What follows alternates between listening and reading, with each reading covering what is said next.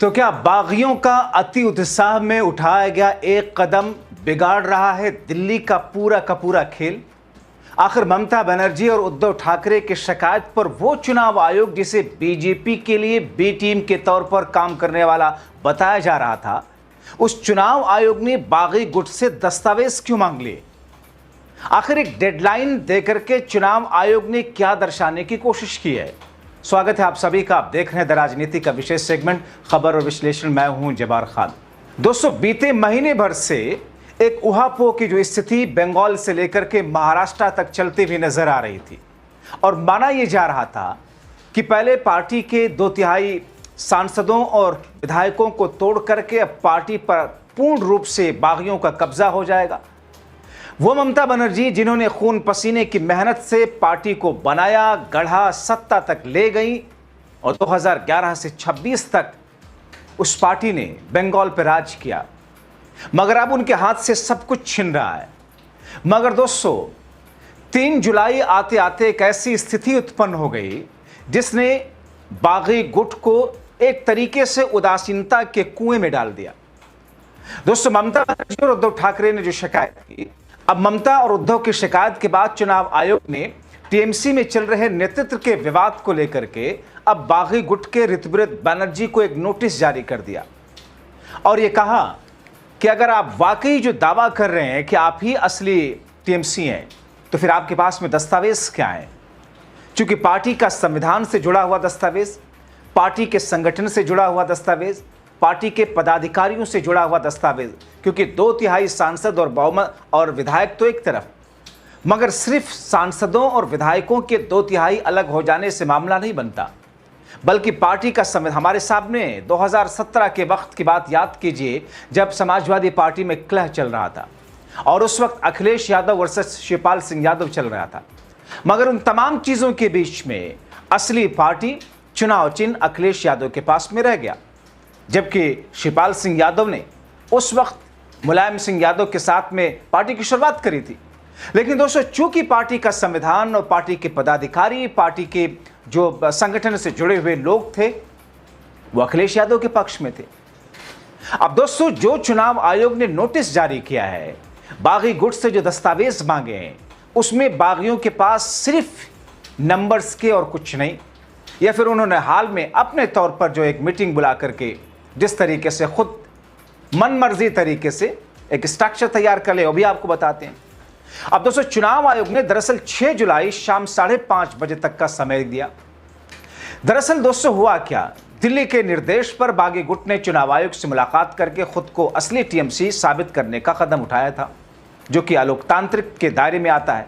जैसे बागियों ने चुनाव आयोग से मुलाकात करके अपना दावा किया, तभी ममता के दल ने बागी गुट को उनके लिए बैठक का अवसर दिए जाने को लेकर के चुनाव आयोग के फैसले को अलोकतांत्रिक बताते हुए दरअसल ये कहा कि प्रक्रियाओं का, जिस तरीके से चुनाव निकाय की उन प्रक्रियाओं का उल्लंघन किया गया जिसके तहत केवल मान्यता प्राप्त राजनीतिक दल के अधिकृत हस्ताक्षरताओं के साथ ही बैठक हो सकती है चुनाव आयोग, मगर चुनाव आयोग ने यहाँ पर यह गलती की है। साफ कहा कि चुनाव आयोग ने सभी पार्टियों को अपने नियम के बारे में सूचित कर दिया था, जिसके अनुसार केवल पार्टियों के अधिकृत प्रतिनिधि ही चुनाव आयोग के पूर्ण पीठ से मुलाकात कर सकते हैं या उनसे अनुरोध कर सकते हैं, मगर ये मूल पार्टी के मूल लोग तो है ही नहीं। हमने किसी भी बैठक का अनुरोध किया ही नहीं है, तो फिर इन बागियों के साथ में मुलाकात क्यों? चुनाव आयोग पार्टी के बागी विधायकों से किस आधार पर बैठक कर रहा है? हमारी पार्टी का प्रतिनिधित्व कौन करेगा, यह हम तय करते हैं। ज्ञानेश कुमार को हमारे लिए निर्णय लेने का कोई अधिकार या भूमिका नहीं है। टीएमसी सांसद गौतम राय ने भी कुछ इसी तरह की बात की थी। अब दोस्तों, चुनाव आयोग ने जिस तरीके से जो समय दिया है 6 जुलाई को लेकर के शाम 5:30 बजे तक जो दस्तावेज मांगे गए हैं, अब बागी गुट के पास में दस्तावेज के नाम पर तो कुछ नहीं है। दोस्तों, दरअसल चुनाव आयोग की बैठक के बाद बागी गुट के नेता ऋतुव्रत बनर्जी ने क्या दावा किया था कि साहब, हमने 10 सदस्यीय प्रतिनिधिमंडल के साथ में कोलकाता में आयोजित जो 22 जून को जो एक संगठनात्मक सत्र के बारे में बैठक की थी, उसके बारे में हमने चुनाव आयोग को अपना वर्जन दे दिया, बता दिया कि हमने स्ट्रक्चर किस तरीके से बनाई है। इसलिए पार्टी के नाम, पार्टी के चुनाव चिन्ह और पार्टी के बैंक अकाउंट पर हमारा अधिकार होना चाहिए। लेकिन दोस्तों, इन तमाम चीज़ों को लेकर के जिस अंदाज में ऋतव्रत बनर्जी वाले बागी गुट के खिलाफ ममता गुट ने पार्टी के नाम, निशान, ऑर्गेनाइजेशनल नामों का गैर कानूनी इस्तेमाल करने और सपोर्ट को गुमराह करने के आरोप में एक नई पुलिस कंप्लेंट भी दर्ज कराई। टीएमसी की जॉइंट नेशनल सेक्रेटरी ने जिस तरीके से मामला दर्ज कराया कि पार्टी के बागी गुट के खिलाफ जिस तरीके से उन लोगों ने एक अलग बैठक बुला करके संगठनात्मक तौर पर जो कुछ फैसला लिया, वो दरअसल अलोकतांत्रिक और गैर कानूनी है। इसीलिए उनके खिलाफ में सख्त कार्रवाई की जाए, क्योंकि हमारे नाम, हमारी पार्टी, हमारे चुनाव चिन्ह का दुरुपयोग किया जा रहा। कालीघाट पुलिस स्टेशन और कोलकाता पुलिस के साइबर क्राइम डिवीजन में की गई नई शिकायतों में ममता बनर्जी के वफादारों ऋतव्रत बनर्जी, पूर्व मंत्री अरूप राय, जावेद खान, संदीपन साहा और बिप्लब मित्रा का नाम लिया।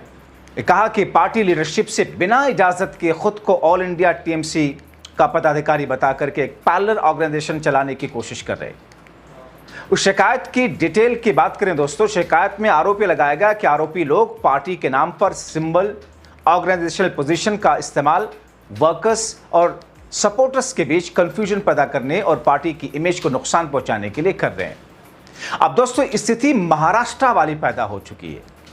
दरअसल जिस तरीके से, जिस बेसात की बुनियाद पर दिल्ली ने इशारा दिया और बागी गुट ने चुनाव आयोग से मुलाकात की, महाराष्ट्र की स्थिति 2022 की आप समझिए। 20 जून 2022 में महाराष्ट्र में शिवसेना के 55 में से 40 विधायक को भारतीय जनता पार्टी ने तोड़ लिया, जिसको लीड कर रहे थे एकनाथ शिंदे, और तब उद्धव ठाकरे मुख्यमंत्री थे। अब ऐसे में उद्धव ठाकरे को राज्यपाल ने फ्लोर टेस्ट के लिए कहा। उद्धव ठाकरे सुप्रीम कोर्ट गए, लेकिन कोर्ट ने फ्लोर टेस्ट नहीं रोका, तो उद्धव ठाकरे ने इस्तीफा दे दिया। 30 जून 2022 को एकनाथ शिंदे बीजेपी के समर्थन से मुख्यमंत्री बन गए। फिर दोनों गुट एक दूसरे से के विधायकों को अयोग्य ठहराने सुप्रीम कोर्ट पहुंच गए।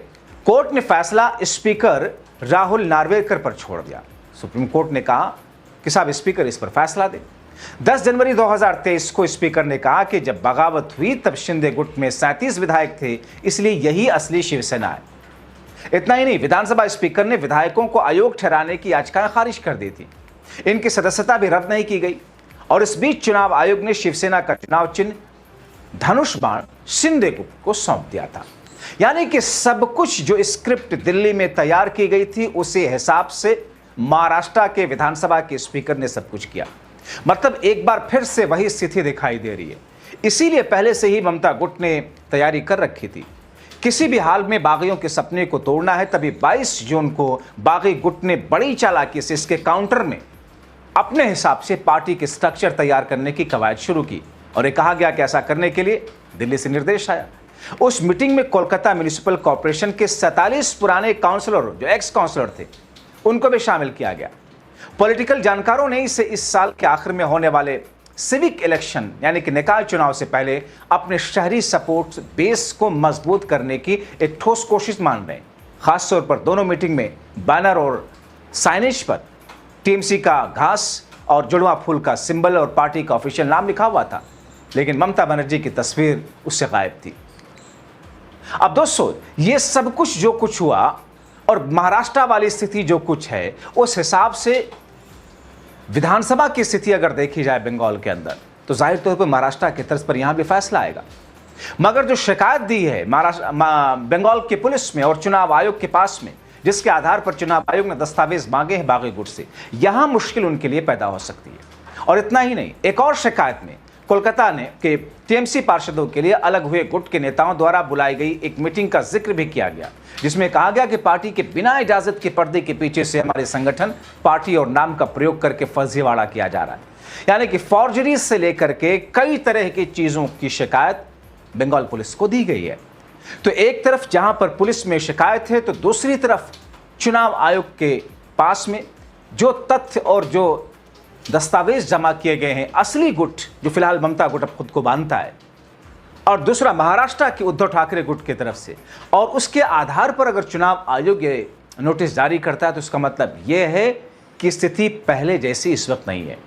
अब दोस्तों, हालांकि इस वक्त अगर देखें, इस टूट फूट के बाद में टीएमसी के पास, जो कि एक वक्त में 29 सांसद हुआ करते थे, एक सांसद की मौत के बाद 28 बचे थे, जिस 28 में से 20 भारतीय जनता पार्टी ने तोड़ करके अलग गुट बनवा दिया।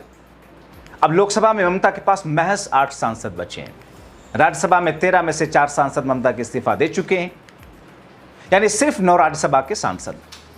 विधानसभा जहां पर 80 सीटें टीएमसी के खाते में आई थी, 58 विधायक अलग गुट बना चुके हैं। ममता के पास सिर्फ 22 विधायक बचे हैं। तो फिर ऐसी स्थिति में जिस तरीके से अब जमीन पर उन तमाम बारीकियों और कानूनी और संवैधानिक जानकारों से मुलाकात करके स्ट्रैटेजी के तहत ममता आगे बढ़ रही हैं, और उसी बुनियाद पर यह कहा जा रहा है कि अब आज की तारीख में जो अपडेट है, जो कुछ स्थिति है, उसमें बागियों के लिए एक बहुत बड़े झटके के संकेत हैं। आप क्या सोचते हैं? अपनी राय कमेंट बॉक्स में जरूर लिखें।